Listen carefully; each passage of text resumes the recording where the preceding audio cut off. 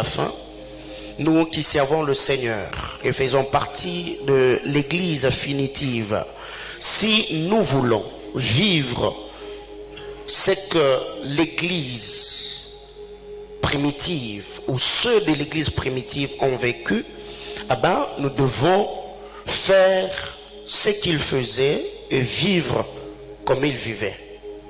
Parce que les mêmes causes produisent les mêmes effets, dit-on. Alors, qu'est-ce qui arrive? Aujourd'hui, nous prions, nous soupirons à la manifestation de la puissance de Dieu. Nous gémissons. Il y a beaucoup de promesses que nous avons reçues.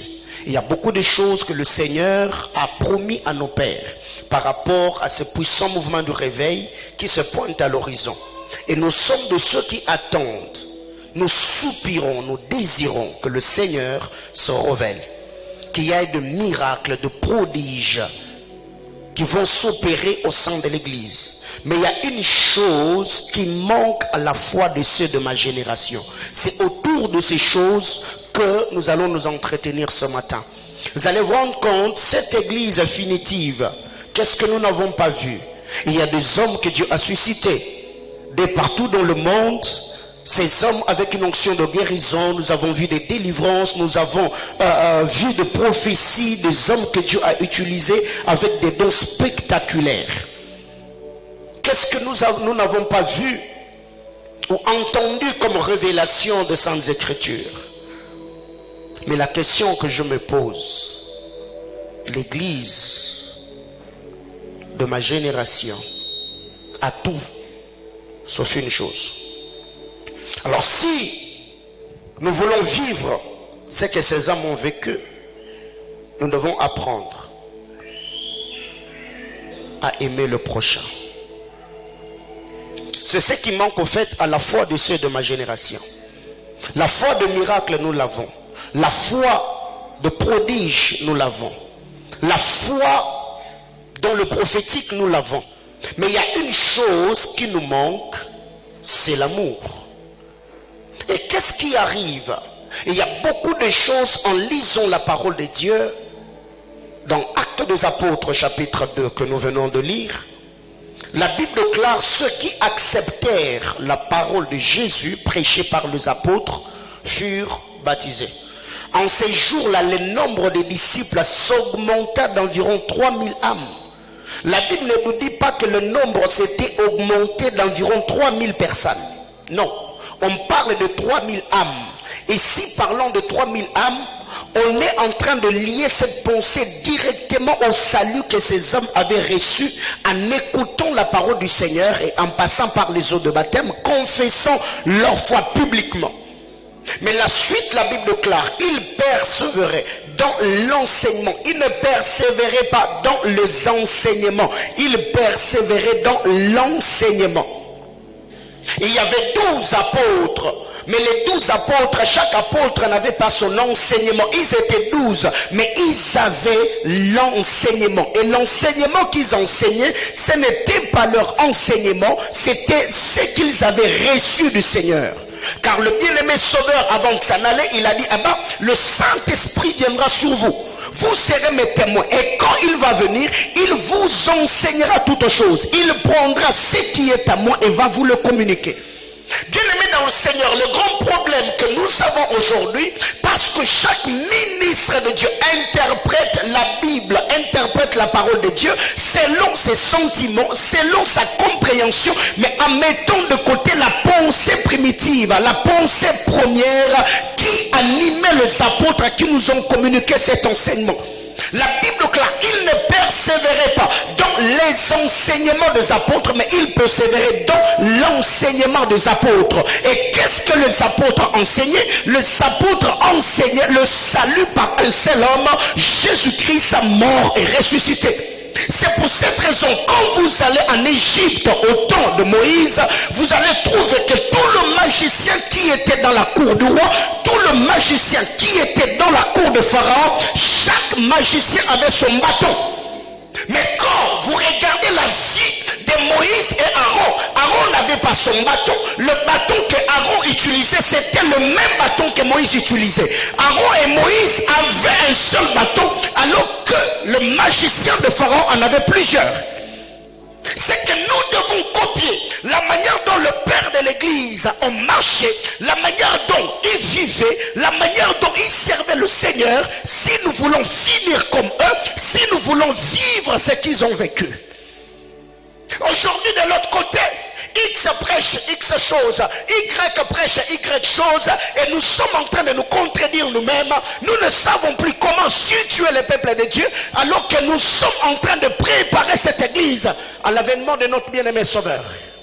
La Bible déclare, il persévérait dans l'enseignement des apôtres, dans la communion fraternelle, dans la fraction du pain et dans les prières. Qu'est-ce qui a produit la communion fraternelle? L'enseignement qu'ils avaient reçu. Et comme la communion fraternelle, l'amour était dans leur cœur, ils ont passé à partager le pain. Et après avoir mangé, ils priaient. La Bible déclare, la crainte s'emparait de chacun. Et il se faisait beaucoup de prodiges et de miracles par les apôtres. Tous ceux qui croyaient étaient dans le même lieu. L'unité.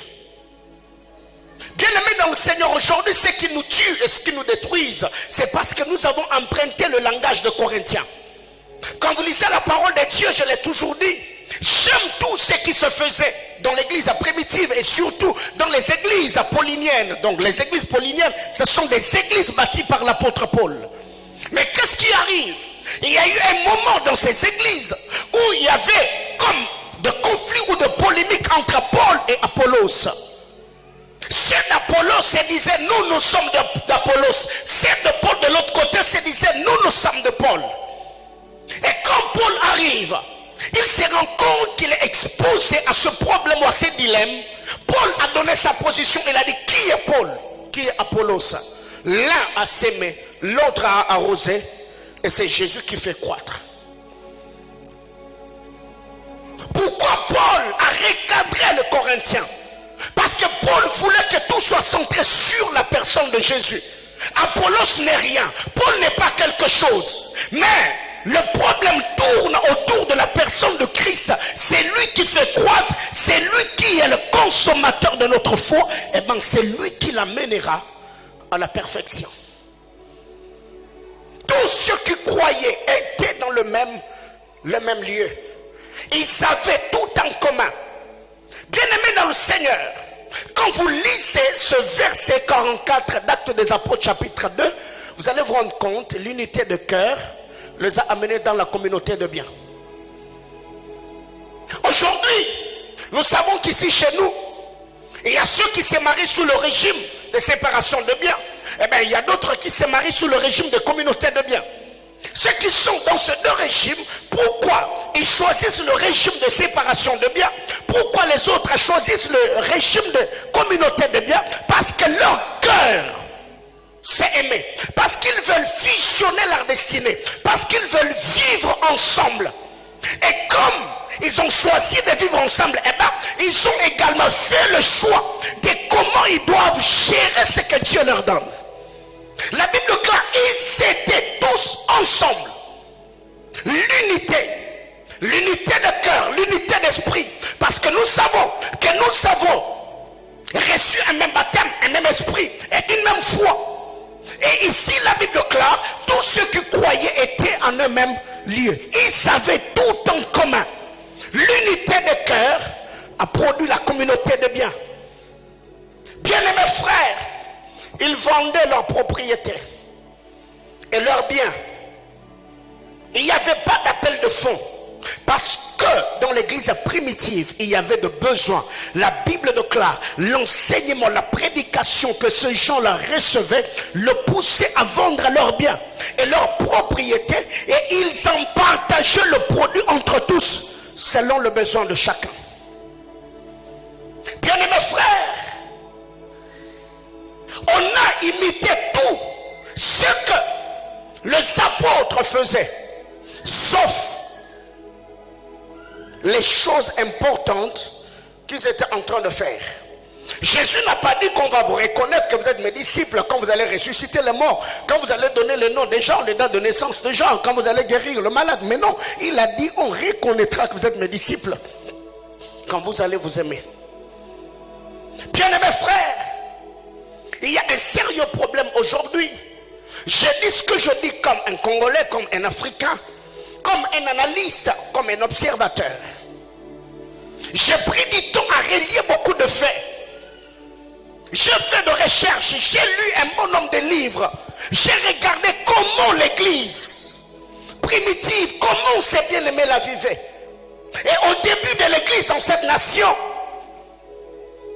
il y a un bon nombre de choses que nous rentrons 10 ans, 15 ans, 20 ans, 30 ans en arrière. Vous allez vous rendre compte, il y avait certaines valeurs qu'on avait étant chrétien. Il y avait une certaine manière de faire. Mais quand est venu ces enseignements d'état d'âme des gens, les cures d'âme, les délivrances, la sorcellerie, on est maintenant devenu désunis, divisés. Pourquoi? Parce que chacun est dans son coin, faisant ce qu'il trouve juste. Ils vendaient leurs propriétés et leurs biens. Ils en partageaient le produit entre tous, selon le besoin de chacun. Ils étaient chaque jour tous ensemble, assidus au temple. Ils rompaient le pain dans leur maison et prenaient leur nourriture avec joie et simplicité de cœur. Bien-aimés frères, il y a un bon nombre de choses que nous devons comprendre. Et au-delà de la compréhension des choses, nous devons nous battre avec le Saint-Esprit afin de les appliquer. Abraham, quand le Seigneur l'a appelé, il a dit à Abraham, je te bénirai et je ferai de toi une source de bénédiction. La bénédiction n'est pas ce que nous avons, mais la bénédiction c'est combien on bénéficie de ce que nous avons. La grandeur n'est pas le niveau que tu as, mais la grandeur c'est combien tu as élevé pour qu'ils atteignent ton niveau.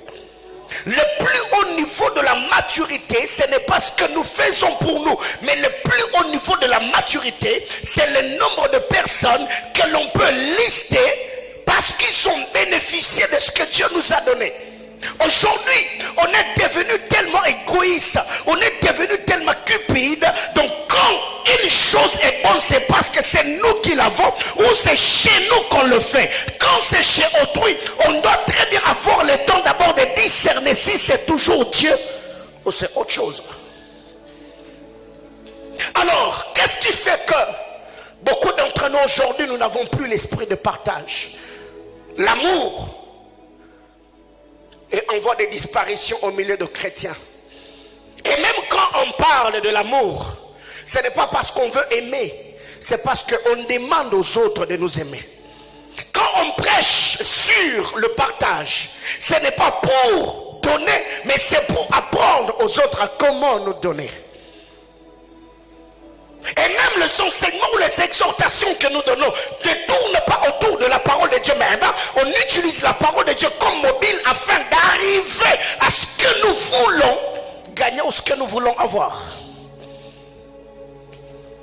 Quand vous lisez la parole de Dieu dans Matthieu chapitre 6, le verset 2 et le verset 3, la Bible déclare, si tu es devant l'autel pour faire l'aumône, ce que fait ta main droite que ta main gauche, ne le sache pas. Est-ce que tu as fait ta main gauche et ta main droite ne le sache pas, n'est-ce pas? Ça c'est Jésus qui l'a dit. Si tu fais l'aumône, si tu donnes, si tu soutiens, si tu assistes. Mais aujourd'hui, on a tellement modifié le principe spirituel. Nous avons pris la parole de Dieu à la légère, nous l'avons tellement dilué que si tu donnes le matin, à midi tu vas prendre une trompette, tu vas sonner cette trompette pour que tout le monde sache que c'est toi qui avais fait chose X et c'est toi qui as donné chose Y. Bien-aimé dans le Seigneur, si tu le fais en cachette, c'est Dieu qui va te récompenser. C'est Dieu qui va te rémunérer. Mais si tu prends la trompette et tu sonnes pour que les autres sachent que c'est toi qui as fait chose X et Y, la Bible déclare, tu as déjà reçu ta récompense. Matthieu chapitre 6, le verset 2 et le verset 3.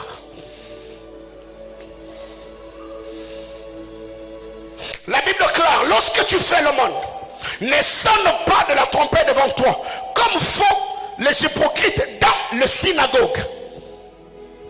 Les hypocrites, ce qu'ils font, ils ne le font pas en dehors du temple, non. Ils le font où? Au sein de l'église. Ne le font pas comme font les hypocrites dans les synagogues et dans les rues. Ça commence à l'église où on va dire non, tu vois telle soeur, l'habit qu'elle a mis, c'est moi qui avais donné. Ce qu'elle a mis comme chaussure, c'est moi qui ai donné. Bien aimé frère, ça te fait quoi? Quand tu as donné, cette personne-là, il ne t'a pas demandé. Même s'il a demandé, il a demandé parce qu'il croit en toi. Il te reconnaît comme son frère, comme sa soeur, n'est-ce pas? Est-ce que ce matin, toi tu peux sortir sur tes Texaco et commencer à demander à n'importe qui? Non, tu as quand même une personnalité, n'est-ce pas?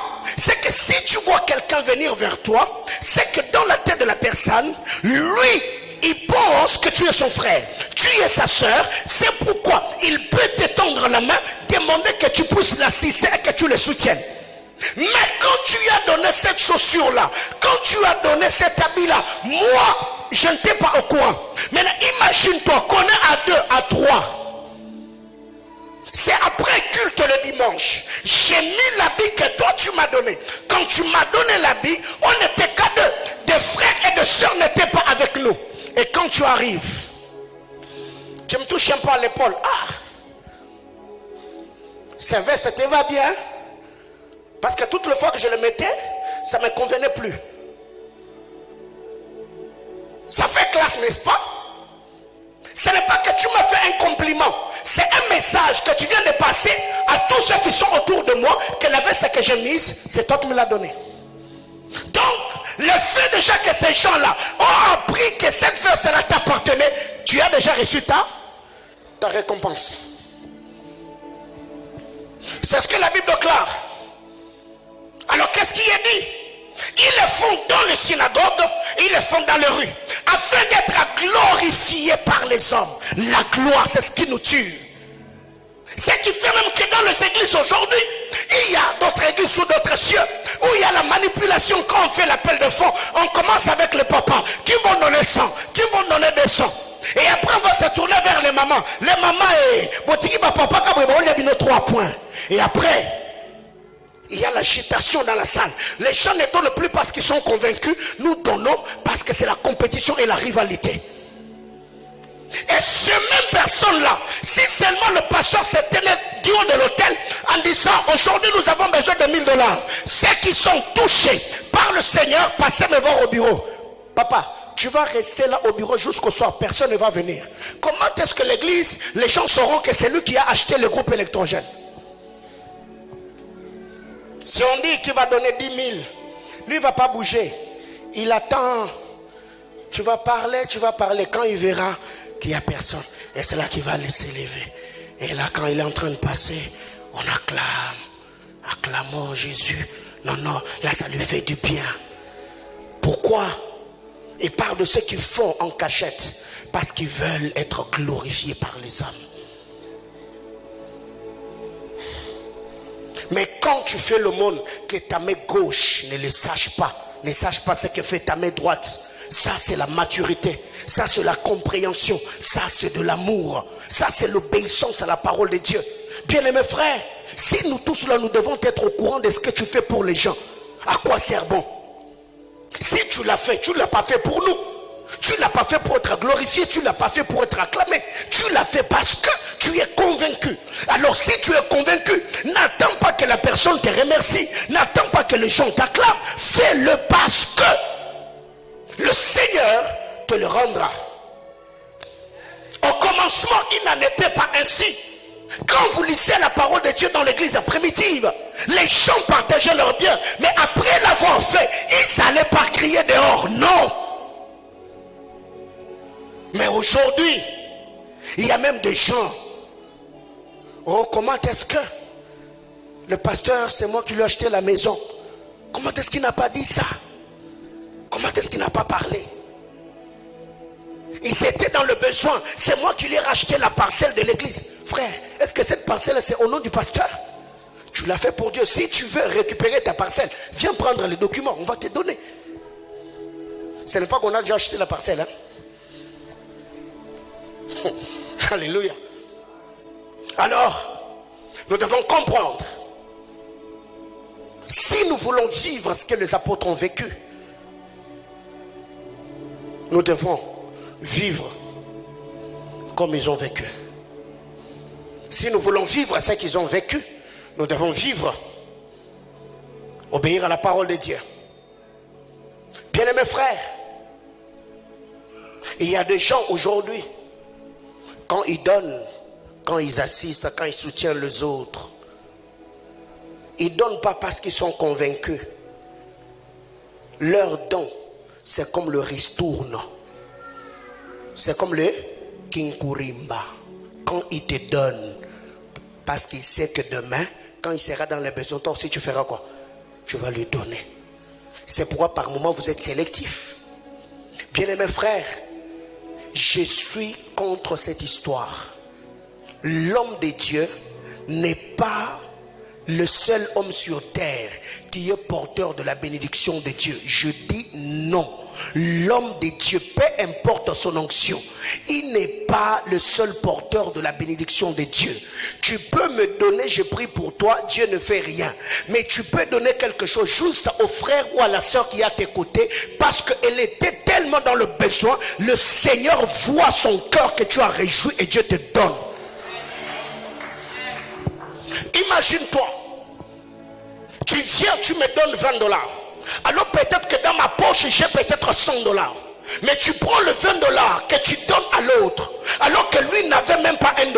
Qui était tellement dans le besoin? C'est lui qui avait 100 ou c'est lui qui avait les mains vides? Maintenant, nous pasteurs, on est devenus tellement égoïstes, cupides, pour ne pas appeler voleurs, que nous vous disons et nous vous prêchons que s'il y a quelqu'un qui est porteur de la bénédiction de Dieu sur terre, c'est l'homme de Dieu. Ce qui fait que beaucoup d'entre vous, vous ne bénissez plus vos parents, vous ne soutenez pas vos membres de famille, parce que ce sont des choses que nous vous avons inculquées. Que si tu veux être béni, donne à l'homme de Dieu. Bien aimé frère, Job, quand il est en train de parler, Job n'avait pas donné à un pasteur, Job n'avait pas béni un prophète. Job dit la bénédiction du pauvre. Tous ceux qui sont pauvres ne sont pas maudits. Il y a des pauvres qui sont des sources de bénédiction. C'est à toi de comprendre, s'aimer dans sa vie pour que Dieu te donne. Bien aimé frère, la cupidité. Et je l'ai toujours dit, n'est-ce pas? Si tu viens, tu parles à un pasteur, tu lui dis: papa, pendant que je priais la nuit, Dieu m'a dit de te donner telle et telle autre somme, ou te donner un véhicule, te donner une maison. Le Seigneur m'avait déjà dit qu'il y a quelqu'un qui allait me bénir, mais je ne savais pas ça allait être qui. Mais va chez le même pasteur, dis-lui: Dieu m'a mis à cœur de donner une maison à mes parents. Il va te dire: laisse-moi le temps de prier. Voleur. Bien aimé frère, je vous conseille et je vous encourage, faites du bien à vos parents, soutenez vos parents, bénissez vos membres de famille. Si vous avez quelque chose, donnez-le, bénissez-le, assistez-le, soutenez-le. Et je l'ai dit encore ce matin, si tu vois quelqu'un t'inciter à haïr tes parents ou tes membres de famille, avant de gober ce qu'il est en train de te dire, vérifie la relation que lui a avec ses parents ou avec les membres de famille. Car il y a des gens qui nous prêchent des prédications accompagnées par des blessures intérieures. Lui, il a des problèmes avec les parents. Comme il est un blessé, il va nous enseigner des choses qui vont nous pousser à haïr nos parents. Bien aimé, ne fais pas de telles choses. Aimez vos parents, soutenez-le, assistez-le.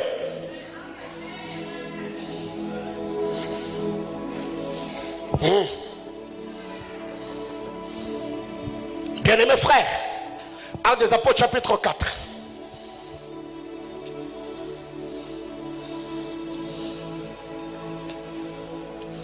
Et là, pendant que moi je suis en train de prêcher, le tête-est.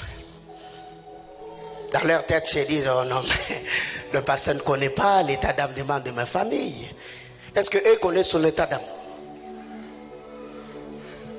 Oh non, mais quand même, le pasteur, qu'est-ce qu'il est en train de raconter?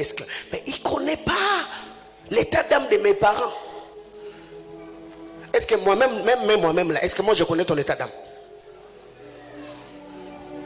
Frère, même l'observateur est observé. Tu vois là? Même les gens que tu calcules là, eux aussi te calculent. Qu'est-ce qui prouve que lui là, il n'est pas sorcier, mais il va beaucoup à l'église pour nous distraire. Tu vois? Même l'observateur est comment? Il est observé. De la même manière que toi tu suspectes les gens, il y a aussi quelqu'un quelque part qui te suspecte aussi. Ok. Je sais que ce matin, je m'étais déjà préparé. Vous n'allez pas beaucoup m'aimer. Je vous connais. Je vous connais. Je suis dans un pasteur dans Binote. Alléluia. Actes des apôtres, chapitre 4. Du verset 34 au verset 37. Actes des apôtres, chapitre 4. La Bible clare. Car il y avait parmi eux aucun. Ouvre ta Bible. Parce qu'il n'y avait pas. Parce qu'il y avait parmi eux aucun. Donc dans l'église primitive, il n'y avait pas de pauvres. Pas parce qu'ils étaient pauvres. Écoutez la suite. Tous ceux qui possédaient des champs ou de maisons le vendaient. Apportaient les prix de ce qu'ils avaient vendu et les déposaient aux pieds des apôtres. Et l'on faisait des distributions à chacun selon qu'il en avait besoin. Joseph, surnommé par les apôtres Barnabas, ce qui signifie fils d'exhortation, lévite originaire de Chypre, vendit un champ qu'il possédait, apporta l'argent et le déposa aux pieds des apôtres. Bien-aimés frères, en lisant cette portion d'écriture, toi et moi, nous pouvons conclure ce matin que dans l'église primitive, il n'y avait pas de pauvres. Pas parce qu'il n'y avait pas de pauvres, il y avait de pauvres. Mais pourquoi ils n'étaient pas pauvres? Parce que la richesse des riches couvrait la pauvreté des pauvres. Ce qui faisait que dans l'église primitive, il y avait égalité. Les pauvres étaient dans l'église primitive. Mais qu'est-ce qui faisait disparaître leur pauvreté? La richesse des riches. Mais aujourd'hui, venez dans nos églises et c'est nous le pasteur qui vous amenons dans des polémiques inutiles où le pasteur ne rend visite qu'à ceux qui ont de l'argent. Le pasteur ne va. Il y a des veillées de prière que dans la maison de ceux qui ont de l'argent. Et les pauvres, on le reçoit qu'au bureau. Et même quand on voit l'appel de cet homme-là, de cette femme-là, qui est friqué, qui a garé une belle voiture dehors, c'est lui que l'on reçoit. Et quand on voit l'appel de ce frère-là, qui est étudiant, qui n'a pas d'argent, qui n'a pas de moyens, lui quand on le regarde, on peut le mettre en mode silencieux. Pourquoi? Parce que lui en appelant, il va me vous faire le temps pour rien. La Bible clare, au milieu d'eux, il n'y avait pas d'indigents. Pourquoi? Parce que ceux qui avaient de propriétés, ceux qui avaient beaucoup de biens, ils le vendaient et amenaient l'argent au pied des apôtres. Quelle intégrité qu'avaient les apôtres, quel niveau d'intégrité. Donc, quand les gens venaient avec de l'argent, les apôtres n'utilisaient pas cet argent-là pour eux-mêmes. La Bible clare, ils distribuaient selon le besoin de chacun. Bien-aimés frères, est-ce que ce que faisaient les apôtres, on peut le faire aujourd'hui? Il faut avoir un niveau. Il faut être sincère. Il faut être honnête. Il faut être intègre. Et je le dis, je n'aurai jamais froid aux yeux. Depuis que je suis pasteur, je n'ai jamais, quand je dis jamais, de jamais mangé malhonnêtement un $10 de l'église. Jamais. Jamais. Même l'argent des offrandes de l'église, je n'ai jamais, même pas $1. Je dis jamais. Tous ceux qui ont envoyé l'argent, soit par M-Pesa, soit par Airtel Money, nous avons toujours retiré. Le diacre, le financier sont là. Et cet argent arrive toujours. je me dis, je dois avoir une conscience tranquille. Je ne peux pas nourrir ma famille, je ne peux pas scolariser mes enfants avec l'argent gagné malhonnêtement. Jamais. Bien-aimés frères, dans cette église, si tu donnes, ça va arriver. Parce que c'est possible que de vivre dans l'intégrité sexuelle, matérielle, financière, spirituelle et relationnelle. Il n'y avait pas de pauvres. Ceux qui avaient l'argent, ils vendaient leurs biens. Ils amenaient l'argent aux pieds des apôtres. Mais regardez comment nous vivons aujourd'hui. Même quand nous venons à l'église, tu te rends compte que la personne qui est à tes côtés n'est pas bien parfumée. Frère, si tu n'as pas l'argent à lui donner, au moins ne le critique pas. Ne parle pas en mal de lui.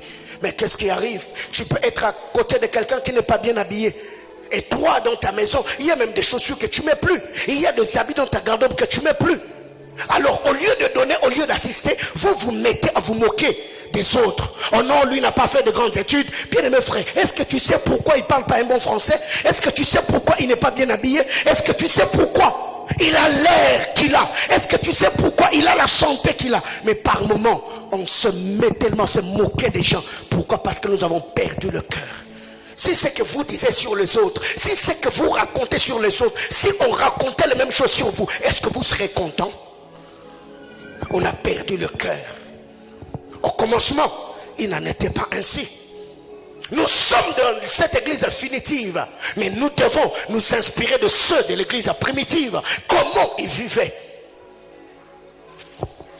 Bien-aimés frères, pendant que le Seigneur déposait dans mon cœur ce fardeau, ce message, j'avais un cœur qui saignait. Aujourd'hui, on peut s'amasser beaucoup de biens. On peut s'enrichir, même au détriment de la vie de pauvres. Ouais, à condition que nous puissions vivre dans l'opulence de biens, que nous puissions être enrichis. On emmagasine encore et encore, alors qu'autour de nous, il y a des âmes qui meurent. C'est ce que je dis le dimanche. On est tellement dans le bruit que nous avons même du mal à entendre le cri de Bartimée. Bien-aimés frères, mais aussi, je veux équilibrer ma pensée ce matin avant de passer à autre chose. Ne deviens pas paresseux, attendant que les autres fassent pour toi. Car il y a aussi d'autres personnes comme ça. Lui, dans sa vie,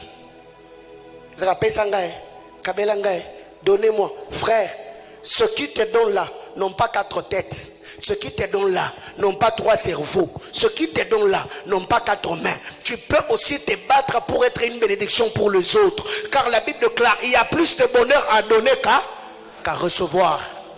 Mais aujourd'hui, il y a des gens qui sont tellement paresseux que eux ne dépendent que des autres. Bien mes frères, comment expliquer que jusqu'à 30 ans, tu as 4 enfants, mais jusqu'à même pour que tes enfants étudient, il faut que les membres de ta famille puissent cotiser pour te payer ton loyer. Et tu vois ces gens-là, ce sont ceux qui chassent les démons dans les églises. Ce sont ceux qui sont dans des montagnes. Aujourd'hui, pourquoi il y a tant d'escrocs prophètes dans le désert? Paresseux. Déjà le niveau qu'il a d'inventer une prophétie au nom de Dieu et te dire donne-moi le téléphone parce que Dieu m'a... Frère, quel est ce niveau? Tu vois, il peut convertir ça dans d'autres choses, commencer même un business et sa vie pourra fleurir. Bien aimés frères, ne dépendez pas des gens. Battez-vous autant que vous pouvez. Gagnez honnêtement vos vies. Parce que la personne que tu attendras qu'il vienne te donner, il a tellement de choses à faire dans sa propre vie que même s'il va te donner, il te donnera des miettes. Mais si tu peux te battre pour gagner aussi ta vie, le Seigneur te fera grâce. Ce qui fait qu'aujourd'hui, il y a des gens qui viennent dans les églises. Ils ciblent les gens. Tel papa, telle maman. Après culte, toi, tu es toujours derrière les gens. Donnez-moi, je n'ai pas de transport. Frère, il y a quoi même? Ce n'est pas parce que nous sommes en train de prêcher sur le partage qu'il faut que ça devienne ton style de vie. 1 fois, 2 fois, 3 fois, on peut comprendre. Mais si Beaucoup de gens à l'église commencent à être mal à l'aise. Frère, tu n'as plus de dignité. Honore-toi, respecte-toi, ma soeur. Comment est-ce que tu peux avoir la facilité d'exposer le problème de ta maison partout? Mais non. Quelqu'un me comprend? Ça, c'est de l'équilibre. 2. Bien-aimés frères, nous devons copier la sagesse qui était dans les églises de Paul pour ne pas tomber dans la paresse qui était dans les églises de Pierre.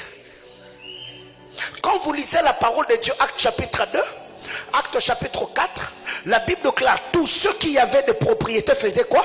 Vendaient leurs biens. Ils étaient tous les jours assidus, où ça? Au temple.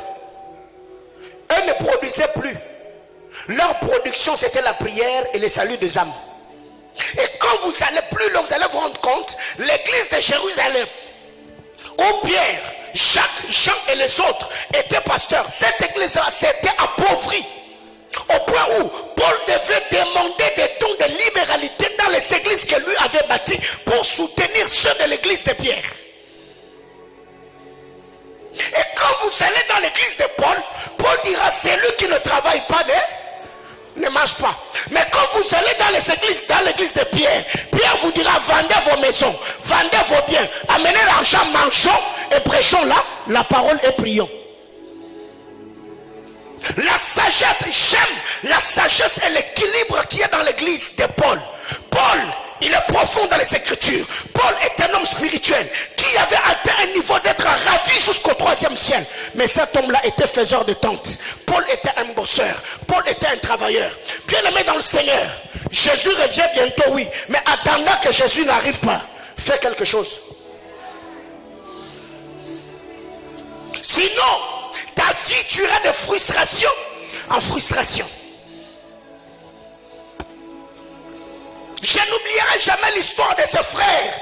Je crois qu'en 2017 ou 2016, il est allé dans une famille dont j'étais le nom. Il a mangé 8 tartines de foufou avec l'oignon. Est-ce que, frère, je me pose la question, est-ce que le démon du fou de Gadara est-il entré dans le ventre d'une telle personne? Et ces gens-là qui ont un tel appétit, ils n'ont jamais la force de travailler. Eux, c'est manger. Eux, c'est prier. Eux, c'est avoir des visions. Mon frère, comment expliquer? Toi-même, tu n'arrives même pas à t'acheter les mégas. Mais c'est toi qui as courage d'aller promettre le mariage à la fille d'autrui. Vous fumez quoi même? Toi-même là, tu as du mal à te prendre en charge. Est-ce que je parle aux frères ici?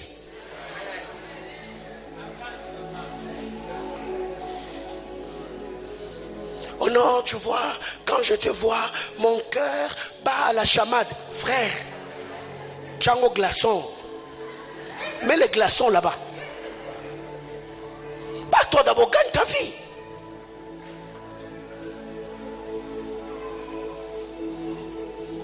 Et je crois, 2 ans ou 3 ans en arrière, je ne sais pas, 1 année ou 2 ans, quand on a vu le mariage du pasteur Lord Lombo et son épouse qui est la fille à l'apôtre Roland Dallot, ils se sont mariés.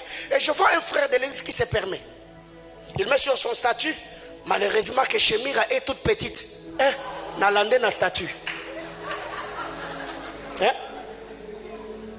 Je dis, frère, donc toi là, parce que tu as vu le pasteur Lord épouse la fille de son pasteur, donc intention non na Chemira nanga. Papa, faut arrêter. Alléluia. Quelqu'un me comprend? C'était une blague chez Mirana, que 3 ans, c'était une blague. Mais je voulais conscientiser le frère. Je dis non. Quand déjà vous voyez la fille d'autrui, ses parents ont investi en elle. L'école maternelle, l'école primaire, l'école secondaire, les humanités, jusqu'à l'université. Et frère, et toi tu viens seulement avec de prophéties et la foi.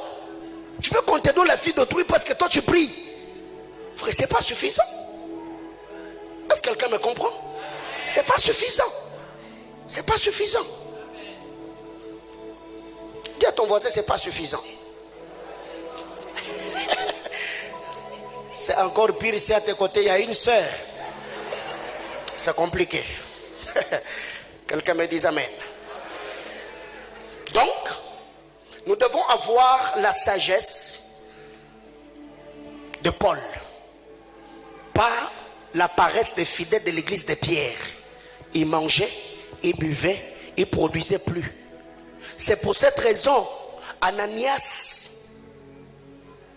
avait compris. Il a dit,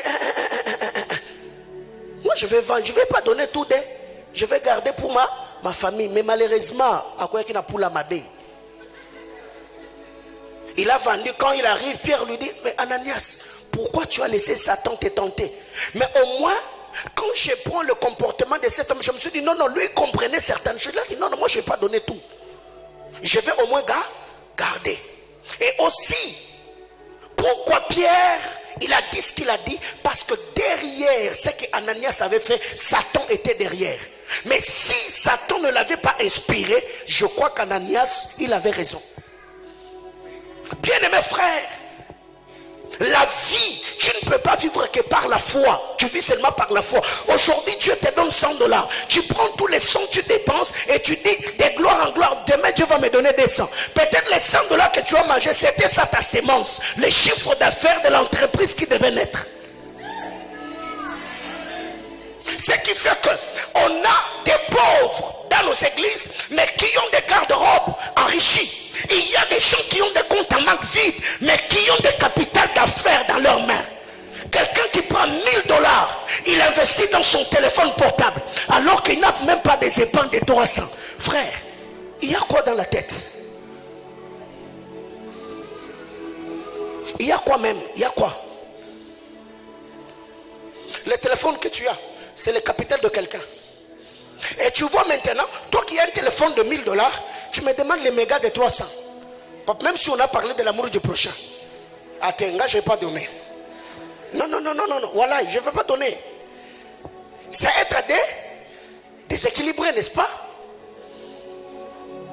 Alors, ce matin, rapidement,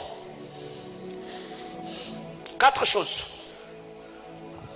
qui fait que le chrétien de ma génération ne partage plus.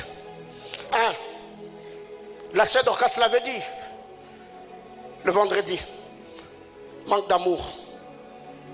1 Jean chapitre 4, le verset 20. La Bible déclare, si tu ne sais pas aimer l'homme que tu vois, comment peux-tu prétendre aimer le Dieu que tu ne vois pas?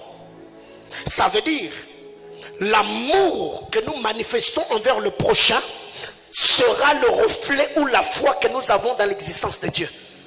Comment est-ce que tu peux haïr l'homme créé à l'image de Dieu que tu vois, mais tu prétends aimer un Dieu que tu n'as jamais vu? Bien-aimé dans le Seigneur, aujourd'hui s'il y a plusieurs personnes qui n'ont pas ou qui n'ont plus l'esprit de partage, seulement parce qu'on est devenu égoïste, tout ne tourne que tout autour de nous-mêmes. On est tellement imbu au point de devenir des satellites autour duquel tout doit graviter. C'est bon quand c'est nous. C'est pas bon quand ça arrive à l'autre. Quand c'est l'autre qui a acheté un véhicule, quand c'est l'autre qui s'est marié, quand c'est l'autre qui a un emploi, quand c'est l'autre qui a l'onction et faisant ce qu'on faisait, là ça devient un problème. Bien aimés frères, s'il y a des choses que les fidèles et les croyants, le chrétien de cette génération doit demander à Dieu, c'est la régénération de leur cœur par l'ouverture de leurs yeux spirituels pour voir des noms, des dates de naissance des gens et des adresses de maisons des gens. On a tellement de mauvais cœurs. Quelle est la dernière fois que toi tu as fait du bien à quelqu'un? La toute dernière fois. Ce qui fait qu'on se plaint tous les jours. On ne m'a pas donné, on n'a pas fait pour moi. Bien aimés frères, ne tombez pas dans ces pièges. Beaucoup de gens qui ne font rien de leur vie sont ceux qui se plaignent en disant Bozui et Pessi. Déjà depuis Kala. Déjà depuis Kala, tous ensemble étaient. Oh bon, je peux si beau cabane, mais je peux être au soir. Parfois arrêter. Zona totale. On va te faire confiance. Quelqu'un me comprend? Donc ce matin, au commencement, il n'en était pas ainsi. Qu'est-ce qui poussait ceux de l'église primitive à vendre leurs biens? Parce qu'il y avait l'amour, la communion fraternelle, parce qu'ils s'aimaient. Bien aimés frères, comment est-ce que tu seras à mesure de bénir ton voisin si tu ne connais même pas son nom? Je l'ai toujours fait dans cette église. Si je refaisais encore la même chose ce matin, te demander de poser, de me donner le nom de ton voisin, est-ce que tu le connais?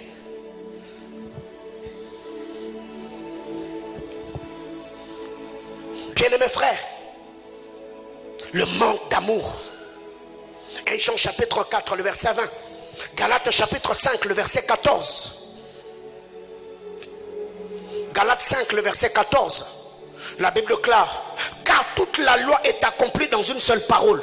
Dans celle-ci, tu aimeras ton prochain comme toi-même. Tu aimeras ton prochain comme hein? Est-ce que nous sommes déjà arrivés là? D'aimer le prochain comme toi-même. Faire pour l'autre ce que tu es capable de faire pour toi-même. Non. On fait pour l'autre parce qu'on a des intérêts. On donne qu'à ceux qui y a. Ceux qui n'ont rien, on leur donne rien. Parce qu'on se dit, si je lui donnais, lui fera quoi pour moi? Mais non. Tu ne donnes pas pour recevoir quelque chose. Tu donnes parce que c'est la parole de Dieu. Tu donnes parce que tu t'attends au Seigneur. Tu ne donnes pas parce que la personne est beau. Tu ne le donnes pas parce qu'il est de ta province. Tu ne le donnes pas parce qu'il parle ta langue maternelle. Bien-aimés frères, aujourd'hui nous sommes de ceux qui combattent le tribalisme, mais dans notre manière de faire, on sent qu'on est tribal. Comment expliquer que tu es chrétien, tu parles en d'autres langues, mais quand on regarde les gens que tu fréquentes le plus, ils n'ont que les noms de ceux de ta province. Tu es tribaliste.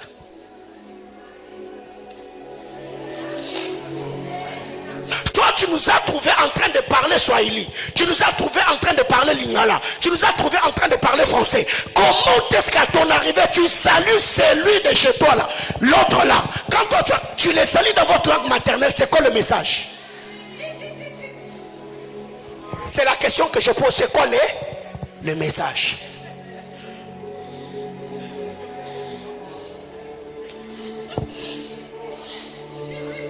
J'ai rien dit. Si ce matin, je te demandais de me donner le nom de 5 de tes meilleurs amis, ceux de ta province, ceux de ta tribu, ils sont à combien? 5 personnes que tu fréquentes. Ceux de chez vous, ils sont à combien? Ceux ils sont à toi, tu es tribaliste. Mais oui. Mais oui. Et ça, un jour, j'ai réprimandé un frère. Il nous trouve, je crois, à l'église. On était... quand il arrive, il me salue dans la langue maternelle. Je dis, il y a quoi? Il y a un problème. On est ici en train de parler français. Donc, frère, il y a quoi? Je l'ai réprimandé en présence. Je dis, moi, j'aime pas ces histoires. Ici, pas ça. Alors, qu'est-ce qui arrive? Quand tu arrives, on va d'abord chercher. Il s'appelle comment? Il s'appelle quoi? Quand déjà, est-ce que moi je dis ça? Quand déjà on te donne les noms, Mpangi, Mpangi, Mpangi, non. Le manque d'amour. Et la fois passée, nous l'avons dit, l'amour c'est deux choses. Dans l'amour, il y a donner. Dans l'amour, il y a c'est donner. Ouais. Dans l'amour, il y a donner. Dans l'amour, il y a se donner. Si ces deux choses ne sont pas infusées dans ton amour, donc tu n'aimes pas. Quand on aime, on donne. Mais le plus haut niveau dans le donner, c'est quand on devient un don. La Bible déclare, Dieu a tenté d'aimer le monde. Il a fait quoi? Il a donné. Jésus était le don de Dieu. Mais pour que l'humanité soit sauvée, il a fallu que Jésus le don, lui-même se fasse un don. La Bible déclare dans Jean chapitre 13, quand il a mis l'amour, son amour à son comble, il a fait quoi? Il s'est donné. Bien aimé frère, tu ne peux pas dire que tu aimes si tu ne donnes pas et si tu ne te donnes pas. Mais beaucoup même en amour, c'est seulement le côté donner, surtout les sœurs. Papa, depuis qu'on est dans cette relation, il fait rien. Il fait rien là, ce n'est pas que tu l'as vu. Non, non, tu ne donnes pas. Il faut libérer. Mon frère, Même si elle parle en langue, elle voit des visions. La femme vit avec l'argent. Quelqu'un me comprend? La femme vit avec même si elle travaille, même si elle a un salaire, les jours que Dieu a créé la femme, c'est les jours que Dieu a créé l'argent. Frère, et toi si tu n'as pas de l'argent, il ne faut pas chercher femme d'aide. Quelqu'un me comprend? Si tu n'as pas l'argent, ne cherche pas femme. Femme là, c'est argent.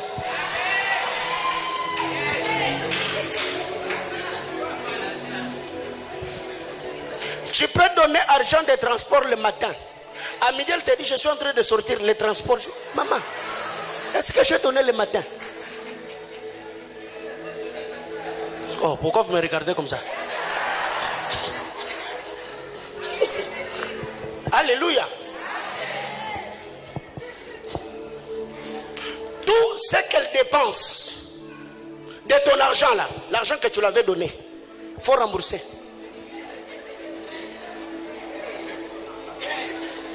C'est vos enfants, non? Elle a acheté la bouillie pour vos enfants. Et quand tu reviens, elle te dit, j'ai acheté la bouillie pour tes enfants. Remets mon argent. Femme là, c'est argent. Et maintenant, toi, si tu n'es pas prêt, tu vas commencer à te plaindre. Oh non, depuis, elle ne fait que demander. Hey, mais tu l'as cherché. Frère, aussi sango.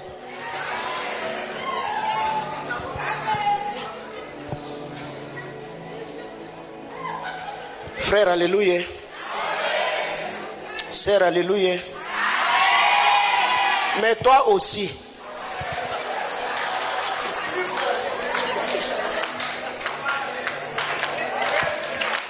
Ma sœur, j'étais seulement aimé. Je ne suis pas le sponsor. Je ne suis pas sponsor. Si c'est encore dans le mariage, je peux comprendre. La relation encore officieuse. Tu me demandes iPhone. Il y a quoi même? Frère, il ne faut pas acheter. Et si elle changeait d'avis? iPhone n'est pas parti. Parce que ça va te garantir. Si elle est déjà dans ta maison, achète iPhone, offre véhicule. Mais si jusque-là, devant l'officier de l'état civil, frère, bon comité, n'a pas molité. Papa, item.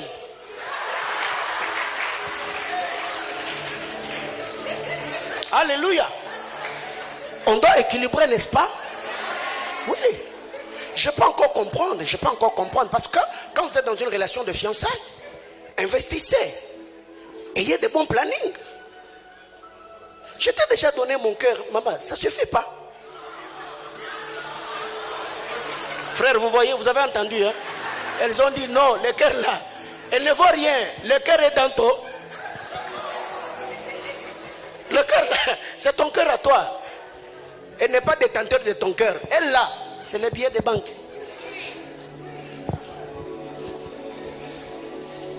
Oh non, pasteur, même le sœur en Christ. Hein? On n'est pas autant de Paul, hein? Où les sœurs mettaient des tuniques. Aujourd'hui, regardez seulement comme les sœurs de la chorale, comment elles étaient habillées. Manteau, chaussures. J'ai observé, elles toutes, elles ont presque concordé. Quand c'est du rouge, en bas il y a du noir. Et toi maintenant tu veux draguer une sœur comme ça, sans argent. Frère.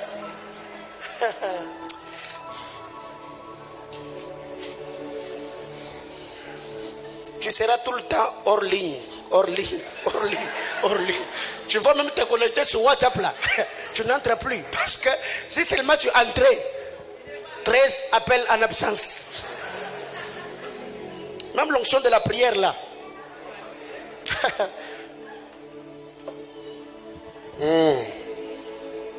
J'ai rien dit là. J'étais en train de dire pourquoi on ne partage plus. Parce que nous n'avons plus de l'amour. Toute la loi est résumée dans ces deux choses. Tu aimeras l'Éternel, ton Dieu, de toute ta force, toutes tes pensées, toute ton âme. 2. Tu aimeras ton prochain. Pas selon le goût, mais comme toi-même. Faire pour l'autre ce qu'on aimerait qu'on fasse pour nous. Au commencement, il n'en était pas ainsi. Ceux de l'église primitive, ils s'aimaient, ils se soutenaient, ils se bénissaient entre eux. 2. Rapidement, l'amour du monde. On a tellement aimé le monde. On a tellement aimé l'argent. On a tellement aimé ces choses. Quand vous lisez la parole de Dieu, 1 Jean chapitre 2, le verset 15, la Bible déclare, n'aimez pas le monde, ni les choses qui sont dans le monde. Bien-aimés frères, mais si déjà tu aimes Jésus, tu peux avoir les biens de ce monde et tout ce qui est dans le monde. Pourquoi ici la Bible déclare n'aimez pas le monde et ce qui est dans le monde? Parce que c'est lui qui aime le monde, c'est lui qui aime les systèmes du monde, c'est lui qui aime les choses qu'il y a dans le monde. L'amour du monde t'amènera dans l'inimitié d'avec Dieu. Mais si déjà tu as Dieu, bien-aimé frère, ce n'est pas un péché de rouler carrosse, ce n'est pas un péché d'avoir une belle maison, ce n'est pas un péché que d'avoir un bon lit, ce n'est pas un péché que d'aller en vacances à Zanzibar, ce n'est pas un péché que d'aller dans un restaurant classe et manger. Ça c'est pas un péché, ça devient un péché si tu t'attaches à ces choses sans Jésus. Frère, il y a des gens par moment, j'ouvre la parenthèse que je veux fermer, nous copions mal Salomon et nous interprétons mal ce que Salomon a dit. Salomon à la fin de ses jours, Salomon a dit, va, vanité de vanité, tout est vanité. Ces frères-là qui nous disent vanité de vanité, son père était roi. Lui-même il a grandi dans le confort comme un prince. Après la mort de son père, Salomon est devenu roi. C'est de cet homme-là dont Dieu a dit que sur terre, personne n'aura la sagesse de Salomon, personne n'aura la richesse de Salomon. Et Jésus dit, même les fleurs dans leur gloire, ils n'ont jamais été habillés comme Salomon. C'est cet homme-là, après avoir fait tout, Salomon, il nous dit vanité de... Papa, toi tu n'as que 20 ans. Tu n'as rien fait de ta vie. Et c'est toi qui nous dis vanité de... Papa, il y a quoi? Pose la question à ton voisin. As-tu déjà roulé à vélo à Champs-Élysées?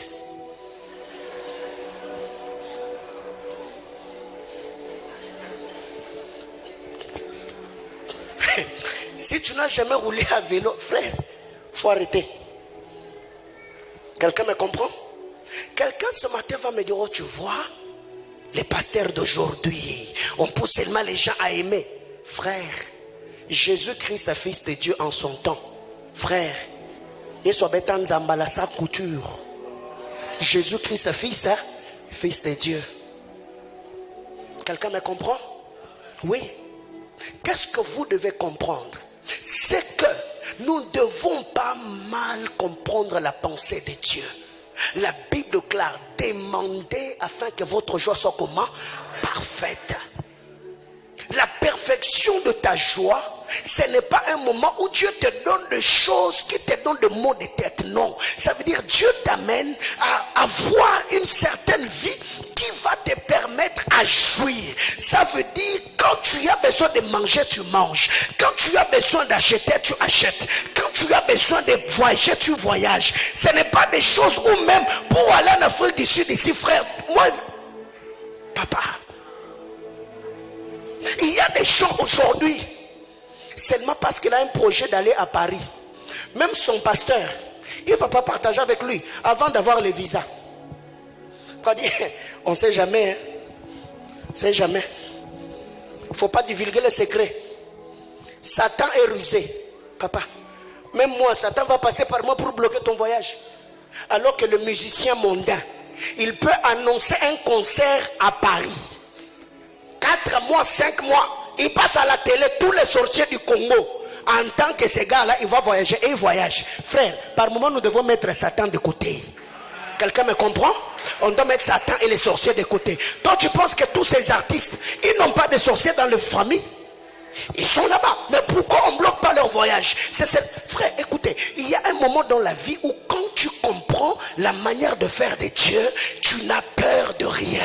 Tu sais que le Bible déclare, à tes résolutions répondra le succès. Pourquoi? Parce que le puissant de Jacob m'accompagne. Même si mon mariage, on n'a pas encore fait quoi que ce soit, je peux l'annoncer et dire, je vais me marier. Je vais me marier en telle date. Parce que Dieu n'a pas dit qu'à tes résolutions répondra l'échec. Il a dit à tes... Oh mon Dieu, du haut de cet hôtel, je suis en train de bénir la vie de quelqu'un.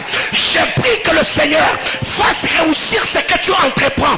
Que tes projets voient jour. Que toute puissance démoniaque qui vont s'élever pour faire obstruction au plan de Dieu dans ta vie soit anéantie au nom de Jésus.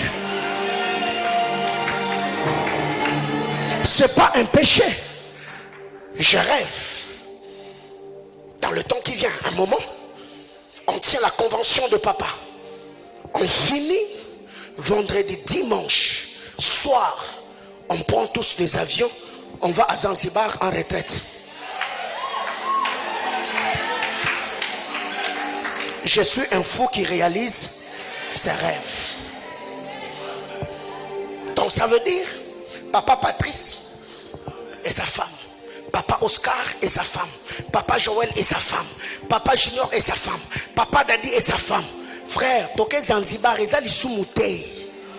on est là en train de se reposer. Frère, si tu pries et que tu sens que tu as de l'argent, de onction à prière et makisama, frère, vous savez, par moment il y a des gens qui se plaignent. Oh papa, depuis que je prie plus, papa, stress sa vie. Vie est oignon tellement que on attend au samelaté. Est-ce que quelqu'un me comprend? Il y a des gens comme ça. Si aujourd'hui, hier je partageais avec une soeur, j'ai dit écoutez, il y a des gens aujourd'hui, ils peuvent voyager. Il fait une semaine, il est enfermé dans une chambre climatisée, il cherche Dieu. Et quand il va rentrer, il n'aura pas un problème ni de loyer, ni de scolariser ses enfants. Pourquoi? Parce que l'argent travaille pour lui. Mais il y a d'autres personnes, il suffit seulement que tu arrives au bureau à 8 heures, on te dit déjà, on va te couper $3 dans ton salaire. Frère, on s'en met la neni. C'est un culte des projets. Tu vois? C'est que le problème, ce n'est pas Satan qui vole ta vie de prière. Et ça va galère, va kemba, va tukimazo. Ne me te déranger. Papa, il y a un moment dans la vie, il faut se fâcher. Tu ne te fâches pas contre les démons, tu te fâches d'abord contre toi-même. Il y a même des gens qui vous manquent de respect aujourd'hui. Ce n'est pas parce que ces gars-là n'ont pas besoin de te respecter. Il n'a pas encore vu ce qu'il doit voir dans ta vie pour te donner du respect. Il y a d'autres respects qui ne viennent pas en fonction de l'âge. C'est en fonction du positionnement. Tala nzamba pambolo, nzamba tombola yo, nzambe asala kebotoba respecter na vie.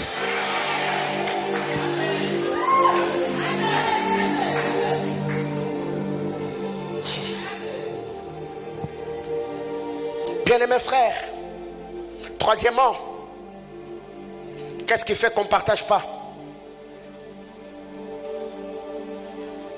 Le désir d'avoir plus. Ici, je ne parlerai pas de la cupidité, mais non. Le désir d'avoir plus. L'homme est un éternel insatisfait. Bien-aimé frère, tu te rendras compte quand tu as fini tes études, tu te disais, si seulement j'ai un salaire de $500, bingo, c'est parti. Quand tu as eu 500, tu as désiré d'avoir encore combien? L'homme est un éternel insatisfait. Alors si toi, pour faire du bien à quelqu'un, tu attends à voir, frère, tu ne feras rien. Parce que plus tu grandis, il y a des besoins qui s'ajoutent. Alors qu'est-ce qui arrive? Nous ne donnons pas parce que nous avons, nous donnons parce que nous aimons. Les dons doivent avoir comme soubassement l'amour, pas d'abord la quantité de ce que nous possédons. Ce qui fait que si tu ne comprends pas déjà ces principes, frère, sur la terre des hommes, tu ne feras rien. Tu ne béniras personne. Tu ne donneras à personne. Pourquoi? Tout ne sera tourné que tout autour de toi. Mes enfants, mon mariage, ma femme, ma maison. Frère, tu iras de projet en projet. Quand vous lisez la parole de Dieu, la Bible déclare, c'est lui qui épargne en excès ne fait quoi? S'appauvrit. Mais celui qui donne libéralement, il fait quoi? Il s'enrichit. Car il y a plus de bonheur à donner qu'à recevoir. C'est ça la parole de Dieu. Frère, si ces choses ne se prêchent plus dans les églises, je vous dis, si vous voulez que Dieu vous bénisse, je ne suis pas l'unique canal ou le seul canal de bénédiction dans vos vies. Vos parents sont des canaux de bénédiction, vos frères et vos soeurs, vos membres de vos familles. Tu peux donner à quelqu'un, Dieu voit seulement parce que tu as réjoui son cœur. Il t'ouvre les églises des cieux et t'attend la bénédiction. On doit arrêter ces histoires, on doit arrêter ça. Apprenons à nous faire du bien. Le désir d'avoir plus. Proverbe chapitre 11, le verset 24.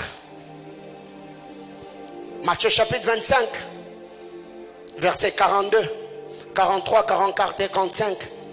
Matthieu 25, 42 à 45.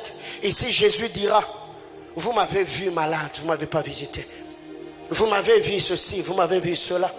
Bien-aimés frères, nous devons savoir, il y a des hommes qui croupissent, il y a des hommes qui souffrent autour de nous.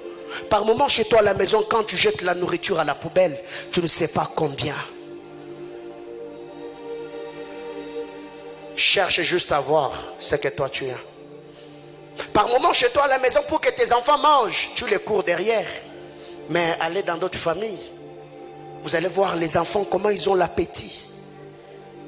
Mais si tout ne tourne que tout autour de nous, nous serons malheureux et misérables. Parce que nous n'accomplirons pas la volonté de Dieu.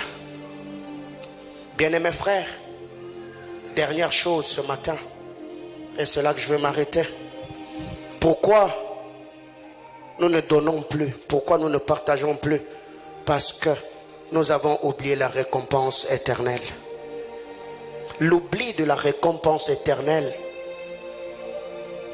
c'est ce qui fait qu'aujourd'hui beaucoup d'entre nous ne partagent plus. Matthieu chapitre 5, le verset 46. Je m'arrête là. Matthieu 5, 46.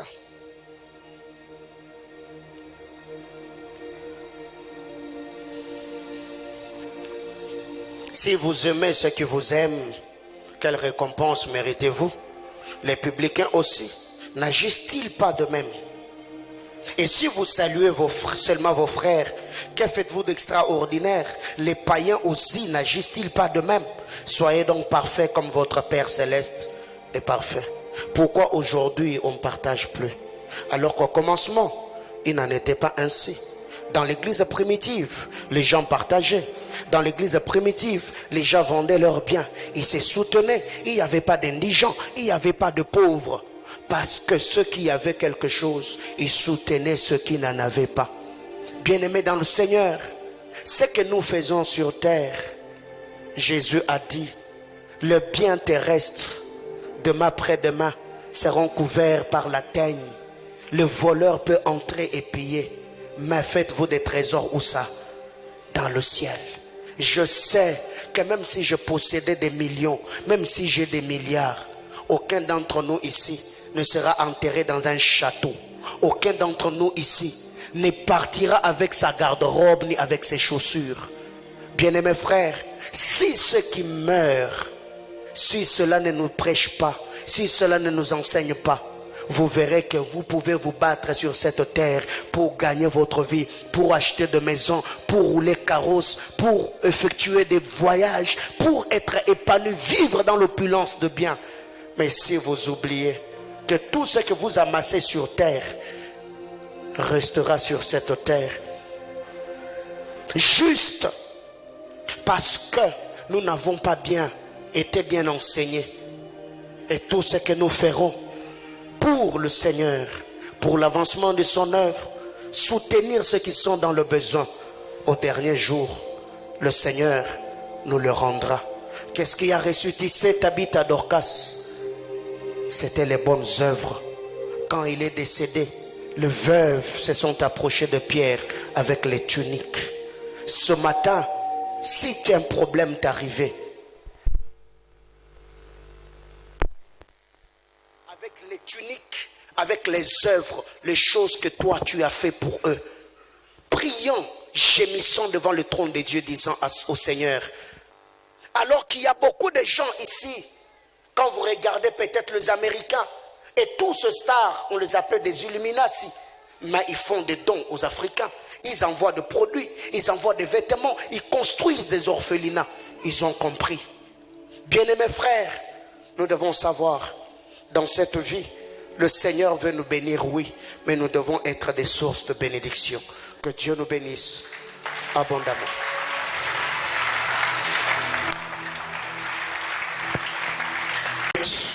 Mets seulement ta main sur le cœur. On va prier ce matin. Tu vas prier le Seigneur.